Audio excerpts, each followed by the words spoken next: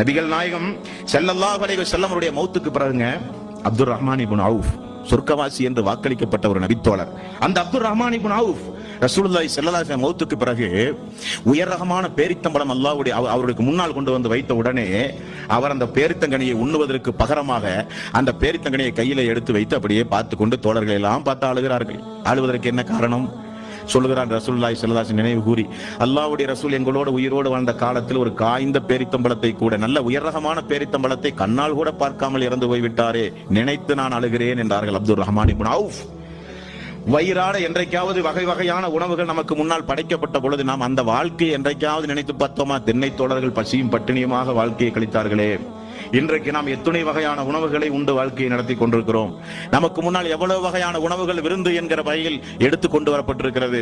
அந்த மக்கள் எல்லாம் 2 பேரித்தம்பழம் 3 பேரித்தம்பழம் 5 பேரித்தம்பழம் எல்லாம் உண்டு வாழ்நாள் முழுக்க வாழ்க்கையை கழித்த மக்கள் ஆயிற்று என்று என்றைக்காவது நினைவு கூர்ந்து நாம் எல்லாம் அழுதிருப்போமா? இல்லை.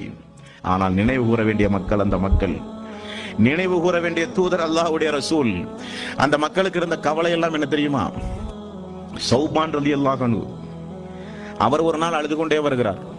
யா ரசூலல்லாஹ், அல்லாஹ்வுடைய ரசூல் கேட்டார்கள், சௌபானை ஏன் அழுகிறீர்கள்? என்ன முகமெல்லாம் வாடி இருக்கிறது? என்ன பிரச்சனை? என்ன காரணம்? யா ரசூலல்லாஹ், நான் வீட்டுக்கு சென்றேன், உணவருந்தி விட்டு ஓய்வெடுத்துக் கொண்டிருந்தேன், எனக்கு ஒரு சந்தேகம் எழுந்தது. யா ரசூலல்லாஹ், என்ன சந்தேகம்? என்ன சந்தேகம் சௌபானே? சந்தேகம் வேறொன்றுமில்லை யா ரசூலல்லாஹ், எனக்கு முன்னால் நீங்களோ உனக்கு முன்னால் நாங்களோ மரணித்து போனால் மறுமை நாளிலே சொர்க்கத்தில் எப்படி யா ரசூலல்லாஹ் நாம் எல்லாம் ஒன்றாக இருப்போம்? எங்க வந்து உங்களை தேடுறது யா ரசூலல்லாஹ்? மறுமை நாளில் மக்காவில் உங்களை பார்க்க வேண்டுமானால் உடனே வந்து பார்த்து விடுகிறோம். உங்களோடு உறவாட வேண்டுமானால், பேச வேண்டுமானால், சிரிக்க வேண்டுமானால், தோளோடு தோள் அமர வேண்டுமானால் அந்த வாய்ப்பை உடனடியாக நாங்கள் பெற்றிருக்கிறோம். அந்த வாய்ப்பு எங்களுக்கு மறுமையில் கிடைக்குமா யா ரசூலல்லாஹ்? நாங்கள் எங்களுடைய பாவங்களுக்காக அல்லாஹ் நாடி எங்களை நரகத்திலும் உங்களை சொர்க்கத்திலும் போட்டாலும் பிரிந்து விடுவோம். எல்லோருக்கும் அல்லாஹு தஆலா சொர்க்கத்தை தந்தாலும் நீங்கள் எல்லாம் நபிமார்கள் உயரந்தஸ்திலே இருப்பீர்கள், நாங்கள் எல்லாம் சாதாரண மனிதர்கள், அங்கேயும் பிரிந்து விடுவோமே யா ரசூலல்லாஹ், பார்க்க முடியாதா உங்களை மறுமை நாளில்? அழுதார்கள். அல்லாஹு தஆலா وَمَن يُطِعِ اللَّهَ وَالرَّسُولَ أُولَٰئِكَ مَعَ الَّذِينَ أَنْعَمَ اللَّهُ عَلَيْهِم مِّنَ النَّبِيِّينَ وَالصِّدِّيقِينَ وَالشُّهَدَاءِ وَالصَّالِحِينَ. 4வது அத்தியாயத்தின் 69வது வசனத்தை அல்லாஹு தஆலா இறக்கினான்.